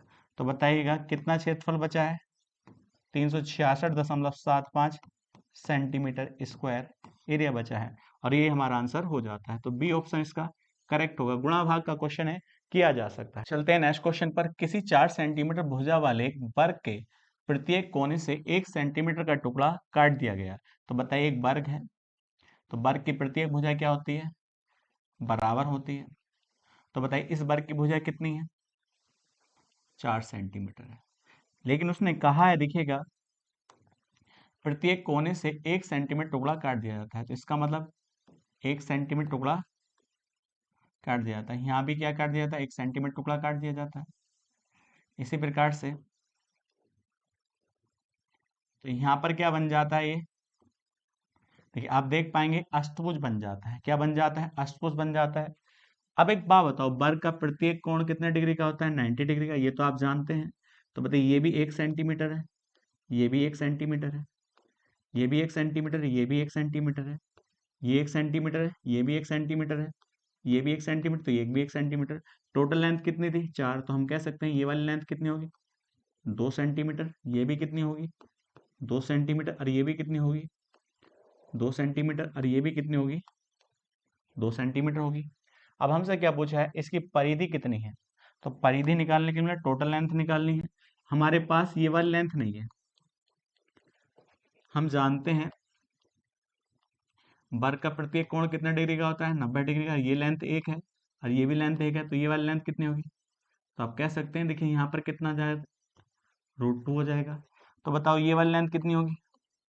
√2 होगी, ये भी √2 होगी, और ये भी √2 होगी, और ये भी √2 होगी। तो हमारे पास जो इमेज बनी है वह अष्टभुज, देखिए अष्टभुज बना है। तो इस प्रकार से देख सकते हैं। तो हम कह सकते हैं यहाँ पर देखिएगा क्या बन चुका है? अष्टभुज बन चुका है। तो अब ध्यान पूर्वक देखिएगा, अपने हिसाब से बना सकते हैं। यहाँ पर देखिए ये क्या बन चुका है? अष्टभुज बन चुका है। तो इसका परिमाप निकालना, परिधि निकालनी है। तो बताइए परिधि निकालने के लिए क्या करें? सारी भुजाओं को जोड़ लें। तो हम जानते हैं ये वाली लेंथ कितनी होगी? 2 सेंटीमीटर। ये वाली कितनी होगी? √2 सेंटीमीटर। इसी प्रकार से 2 सेंटीमीटर, फिर √2 सेंटीमीटर प्लस 2 सेंटीमीटर, फिर √2 सेंटीमीटर, और लास्ट में क्या बचेगा? क्योंकि 2 2 4 और 2 6, तो इसके बाद क्या आएगा? 2 सेंटीमीटर, और लास्ट में क्या आएगा? √2 सेंटीमीटर। तो अब देखिए ये क्या है? टोटल लेंथ है। तो हम कह सकते हैं 2 4 6 8। तो यहाँ पर कितना आ जाएगा? 8 आ जाएगा, और प्लस 1 2 3 4, तो इसके साथ क्या आएगा? 4√2। ये टोटल पैरामीटर आ जाता है। अब देखिएगा आगे आपसे क्या पूछा है। तो आपसे ये पूछा है, देखिए एरिया पूछा है। तो अब एरिया किस प्रकार से निकालेंगे? तो हम जानते हैं ये कौन सा इमेज है। तो आप कहेंगे स्क्वायर था, तो वर्ग था। वर्ग का क्षेत्रफल क्या होता है? वर्ग का क्षेत्रफल, तो जो भी इसकी साइड दे रखी है उसका स्क्वायर होता है। तो यहाँ पर साइड क्या है? 4 है। 4 का स्क्वायर कितना होगा? तो बताइएगा 16 हो जाता है। इसका मतलब वर्ग का एरिया कितना होगा? यहाँ पर देखिएगा 16 सेंटीमीटर स्क्वायर होगा। तो वर्ग का एरिया हमारे पास है। अब हम यदि उसमें से ये वाला एरिया घटा दें, ये वाला एरिया घटा दें, ये वाला एरिया हम इसमें से घटा दें, तो सारे एरिया घटा दें तो बीच का एरिया तो बचेगा। तो ये सिंपल सा ये क्वेश्चन बन जाता है। तो यदि ये एरिया आप इसमें से निकाल दें और इसमें से ये वाला भी एरिया निकाल दें, देखिए सिंपल सी गुणा भाग बन जाती है। तो आप बताओ ये क्या बन रहा है? ये रेक्टेंगल, सॉरी ये कौन सा बन रहा है? रेक्टेंगल ट्रायंगल बन रहा है, सॉरी राइट एंगल ट्रायंगल। तो ये जो बना है वो कौन सा ट्रायंगल बना है? रेक्टेंगल। इधर से भी निकाल दें आप, इसी प्रकार से निकाल सकते हैं। तो आप कह सकते हैं यहाँ पर देखिएगा ये वाला एरिया आप देख पाएंगे कौन सी इमेज बचेगी यहाँ पर? ये वाला एरिया भी आपने निकाल दिया। आपको ये दिखेगा कि इमेज कौन सी बचेगी? केवल अंदर वाली बचेगी, यही तो बचेगी। तो बस इतना ही तो हमें करना है, कोई दिक्कत नहीं होनी चाहिए। तो हमारे पास देखिएगा समकोण त्रिभुज है। तो मैं आपसे कह सकता हूं क्या है? समकोण त्रिभुज। इसका क्षेत्रफल हम जानते हैं कितना होता है? क्षेत्रफल। राइट एंगल ट्रायंगल का एरिया कितना होता है? 1/2 बेस इंटू हाइट। तो बेस भी एक है, हाइट भी एक है। तो बड़ा सिंपल सा ये क्वेश्चन बन जाता है। देखिएगा तो हम कहेंगे कितना आएगा? 0.5 आएगा। तो 0.5 कितने का आएगा? क्योंकि 0.5 पहले का, 0.5 दूसरे का, और यहाँ पर कितने हैं? ये 4 हैं, तो 4 से गुणा कर ले। तो हम कह सकते हैं यहाँ पर कितनी वैल्यू आ जाती है? देखिएगा 2 आ जाती है। टोटल कितना था? 16 था, और 16 में से कितना निकाल दिया जाए, 2 निकाल दिया जाए तो कितना आएगा, 14 सेंटीमीटर स्क्वायर जो आ जाएगा वो अष्टकोण का क्षेत्रफल आ जाएगा। तो बताइए कौन सा आंसर इसका सही होगा, 8 प्लस 2 रूट 4 रूट 2। तो ये आपका आंसर हो जाता है पहला, इसका करेक्ट आंसर होगा। ध्यान पूर्वक करेंगे तो सिंपल सा क्वेश्चन है, किया जा सकता है। चलते हैं नेक्स्ट क्वेश्चन पर। अब नेक्स्ट क्वेश्चन कहता है उस त्रिभुज का क्षेत्रफल ज्ञात कीजिए जिसके शीर्ष दे रखे हैं। तो बताइएगा हमारे पास शीर्ष है, ये तो आपने बहुत बार पढ़ा होगा, तो जैसे आपसे कहेंगे 2 और 4 है, इसी प्रकार से ये कितना है, माइनस के 3 माइनस का 1 है, और ये है 5 और यहाँ 3 है। अब देखिएगा यहां से देखिएगा, तो हम एक सिंपल सा क्वेश्चन बना सकते हैं। इसको हम लिख सकते हैं x1 बाई 1, यहाँ लिख सकते हैं x2 बाई 2, या आपने कोऑर्डिनेट में पढ़ा होगा x3 और बाई 3। तो हमारे पास वर्टेक्स है, वर्टेक्स से क्या निकालना है, ट्रायंगल का एरिया। तो आप इसका एरिया जानते हैं क्या होता है, देखिए यहाँ पर क्या आएगा, x1 1/2 x1, यहाँ आएगा बाई 2 माइनस के बाई 3 प्लस x2, यहाँ आएगा बाई 3 माइनस के बाई 1। यह आपको फॉर्मूला याद होना चाहिए जब आपको वर्टेक्स दिए हों किसके, ट्रायंगल के। तो यहाँ पर आ जाता है x3 और यहाँ आएगा बाई 1 माइनस के बाई 2। ये एरिया का फॉर्मूला होता है। तब एक बात बताओ, यहाँ पर क्या आएगा, 1/2। अब x1 आपने किस में माना है, 2, तो यहाँ 2 आ जाएगा। अब बाई 2 की वैल्यू यहाँ पर देखिएगा माइनस के 1 लिखना है। अब बताइएगा बाई 3 की वैल्यू कितनी है, 3, तो यहाँ माइनस के 3 आ जाता है। प्लस x2 का मान देखिएगा कितना है, माइनस के 3 है। अब बाई 3 की वैल्यू कितनी है, तो 3 है, और यहाँ देखिएगा, और बाई 1 की वैल्यू कितनी है, 4 है, तो यहाँ 4 आ जाता है। प्लस x3 की वैल्यू कितनी है, 5 है। इसी प्रकार से बाई 1 की वैल्यू कितनी है, देखिएगा यहाँ पर 4 है, और बाई 2 की वैल्यू कितनी है, -1, तो ये +1 हो जाएगा। ये हो जाता है, बस सोल्व करना है। यहाँ पर देखिए 1/2, यहाँ कितना होगा, देखिएगा 4 2 से गुणा करेंगे तो 8 आ जाएगा माइनस के। अब यहाँ देखिएगा अंदर से वैल्यू कहाँ की आएगी, तो आप कहेंगे माइनस के, अगर माइनस से गुणा करेंगे तो ये प्लस के 3 हो जाता है, प्लस, और यहाँ कितनी वैल्यू आती है, देखिएगा 5 5 पंजे 25 हो जाता है। अब बताइएगा यहाँ पर वैल्यू कितनी है, 25 और 3 28 हो जाता है, 28 में से 8 जाएंगे तो कितना होगा, तो आप कह सकते हैं 20 होगा, 20 का आधा कितना होगा, 10 होगा। तो आप बताइएगा 10 क्या होगा, यूनिट स्क्वायर, जो भी यूनिट है, तो ये इसका आंसर हो जाता है। तो हम कह सकते हैं यदि आपको इसका फॉर्मूला पता है तो सिंपल सा क्वेश्चन बन जाता है। चलते हैं नेक्स्ट क्वेश्चन पर। देखिए नेक्स्ट क्वेश्चन कहता है एक वृत्त की परिधि 132 सेंटीमीटर है, तो वृत्त का क्षेत्रफल ज्ञात करिएगा। तो आप जानते हैं वृत्त की परिधि कितनी होती है, 2πr, और किसके बराबर है, 132 सेंटीमीटर के। तो हम कह सकते हैं, यहाँ देखिए पाई का मान 22 रखें, 22 दूनी 44, 44/7 हो जाएगा। आर बराबर 132 के, इससे डिवाइड करेंगे कितनी बार जाएगा, 3 बार, और 7 × 21, आर का मान कितना हो जाएगा, 21 सेंटीमीटर। अब देखिएगा आर आ चुकी है, तो वृत्त का क्षेत्रफल निकालेंगे। तो वृत्त का क्षेत्रफल कितना होता है, πr² होता है। ये किसका क्षेत्रफल, वृत्त का क्षेत्रफल। तो बताइएगा पाई का मान 22/7, और यहाँ 21 × 21 हो जाता है, 7 × 21 होगा, तो यहाँ पर कितना आएगा, 66 × 21 हो जाता है। और जैसे इसी गुणा करेंगे कितना आएगा, 1386 सेंटीमीटर स्क्वायर। तो एरिया कितना आएगा सर्किल का, तो हम कह सकते हैं 1386 सेंटीमीटर स्क्वायर इसका आंसर हो जाता है। चलते हैं नेक्स्ट क्वेश्चन पर।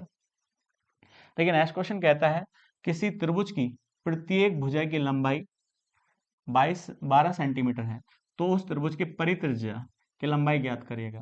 तो जिस त्रिभुज की प्रत्येक भुजा बराबर होगी तो वो क्या बन जाता है, इक्विलेटरल एंगल,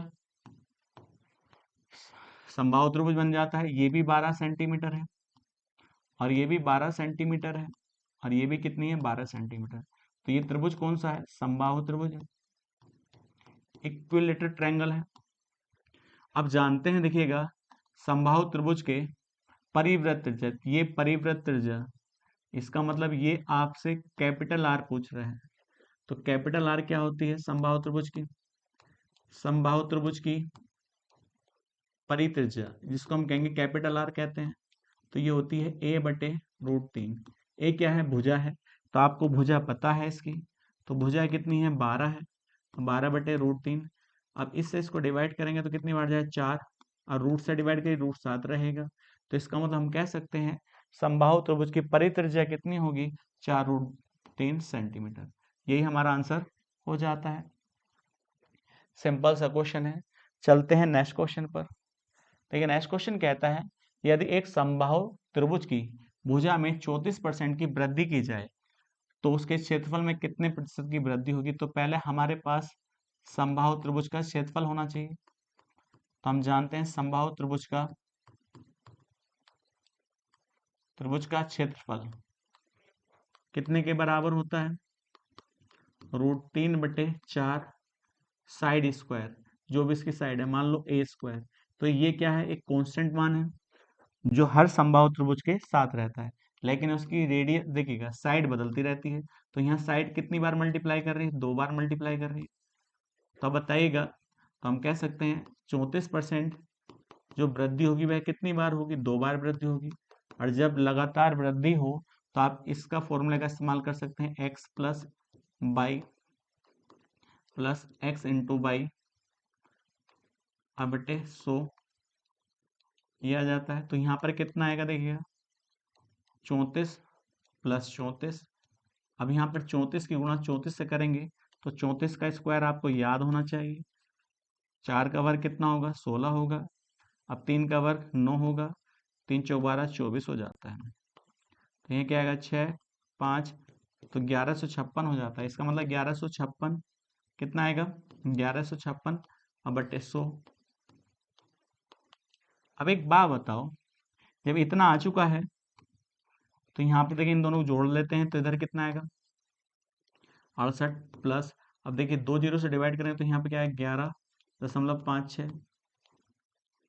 अब एक बात बताओ, जैसे इनको हम जोड़ें तो यहाँ कितना आएगा? 9 और यहाँ 7 और यहाँ 5 6। ये क्या हो जाता है? देखिएगा क्षेत्रफल बढ़ जाता है इतना। तो आपसे यही तो पूछा है, यदि 34% की यदि भुजा में वृद्धि की जाए तो समबाहु त्रिभुज जो है उसका क्षेत्रफल कितना प्रतिशत बढ़ जाएगा? तो कह सकते हैं 79.56। ये इसका आंसर हो जाता है। सिंपल सा क्वेश्चन है, किया जा सकता है। चलते हैं नेक्स्ट क्वेश्चन पर। नेक्स्ट क्वेश्चन कहता है एक त्रिभुज का क्षेत्रफल जिसकी भुजा दे रखी है, देखिएगा तो भुजा कितनी है? 3 सेंटीमीटर, 5 सेंटीमीटर और यहाँ पर 6 सेंटीमीटर। तो देखिएगा ये समबाहु त्रिभुज तो हो नहीं सकता। समबाहु त्रिभुज की सारी भुजाएं क्या होती हैं? बराबर होती हैं। समद्विबाहु त्रिभुज भी नहीं हो सकता क्योंकि 2 भुजाएं बराबर होती हैं। या तो ये क्या होगा? समकोण त्रिभुज होगा, और समकोण त्रिभुज नहीं होगा तो विषमबाहु त्रिभुज होगा। और समकोण त्रिभुज भी नहीं है क्योंकि दोनों छोटी भुजा का स्क्वायर का सम बड़ी भुजा के स्क्वायर के बराबर होगा, तभी क्या होता है? समकोण त्रिभुज होता है। तो ये समकोण त्रिभुज नहीं बनेगा, तो ये बन जाता है स्केलन ट्रायंगल बन जाता है, विषमबाहु त्रिभुज। और उसका एरिया कैसे निकालते हैं? पहले निकालते हैं एस। एस क्या होता है? जो पैरामीटर होता है उसका आधा होता है। तो पैरामीटर आप आसानी से निकाल सकते हैं। देखिए यहाँ पर कितना होगा? तो 8 8 6 कितना हो जाता है? 14, और 14 का आधा करेंगे तो वह एस की वैल्यू आ जाती है। कितना आ जाता है? 7 आ जाता है। और जब एस आ जाता है तो एरिया किस प्रकार से निकाला जाता है?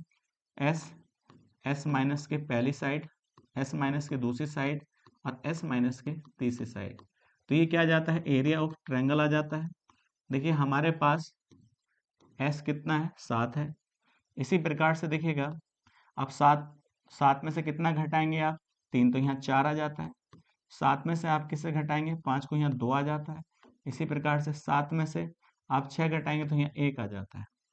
देखिएगा अब 4 को बाहर ले आइए, 4 को बाहर लाएंगे तो 2 आ जाएगा, और अंदर कितना आएगा? 14 आ जाता है। तो यही क्या आ जाती है? त्रिभुज का क्षेत्रफल आ जाता है, और यही हमारा आंसर हो जाता है। तो हम कह सकते हैं 2√14 सेंटीमीटर स्क्वायर इसका एरिया हो जाता है। चलते हैं नेक्स्ट क्वेश्चन पर। नेक्स्ट क्वेश्चन कहता है एक वर्गाकार पार्क की भुजाओं की लंबाई 18 सेंटीमीटर है। पार्क के अंदर इसके किनारों पर 1 सेंटीमीटर चौड़ा पथ है, तो पथ का क्षेत्रफल ज्ञात करिए। तो वर्गाकार है, तो बताइएगा ये वर्गाकार का मतलब इसकी सारी भुजाएं क्या होंगी? बराबर होंगी। यहाँ पर लेंथ कितनी है? 18 सेंटीमीटर है। अब देखिएगा इसके अंदर 1 सेंटीमीटर चौड़ा रास्ता है। कितना सेंटीमीटर? 1 सेंटीमीटर चौड़ा रास्ता है ये वाला। इसका एरिया आपसे पूछा है। तो यदि आपको डायरेक्ट फॉर्मूला याद है तो बहुत आसान है, और डायरेक्ट फॉर्मूला याद नहीं है तो आप जानते हैं टोटल। देखिए 1 सेंटीमीटर कम इधर से लेंथ हुई है और 1 सेंटीमीटर कम इधर से लेंथ हुई है, तो अंदर वाले स्क्वायर की लेंथ कितनी होगी? 16 होगी। तो पहले बाहर वाले वर्ग का क्षेत्रफल निकालो और फिर अंदर वाले वर्ग का क्षेत्रफल निकालो, दोनों घटा दो तो रास्ते का क्षेत्रफल आ जाएगा। तो हम तो डायरेक्ट करना चाहे तो आप डायरेक्ट कर लीजिएगा। तो हम जानते हैं स्क्वायर का एरिया कितना होता है? साइड स्क्वायर होता है। तो 18 का स्क्वायर कितना होता है? देखिएगा माइनस के 16 का स्क्वायर। तो हम जानते हैं यहाँ पर कितना होगा? 324 होगा, माइनस के 256 हो जाता है। दोनों को घटा लें तो ये किसका क्षेत्रफल आ जाता है? रास्ते का क्षेत्रफल आ जाता है, रास्ते का क्षेत्रफल। आप किसी भी प्रकार से कर सकते हैं, फॉर्मूला भी इसी से बना है। तो जैसे इसे घटाएंगे तो यहाँ 8 आ जाता है। अब यहाँ देखिएगा कितना बचा है? 11, 11 में से कितना घटाएंगे हम? 6। तो यहाँ आपके कितना है? सॉरी 5 घटाएंगे तो 6 आ जाता है। तो आप कह सकते हैं रास्ते का जो क्षेत्रफल होगा वो कितना होगा? 68 सेंटीमीटर स्क्वायर होगा, और ये इसका आंसर हो जाता है। यह आज की वीडियो का लास्ट क्वेश्चन था। नेक्स्ट वीडियो में नेक्स्ट क्वेश्चन के साथ मिलते हैं। आज के लिए इतना ही।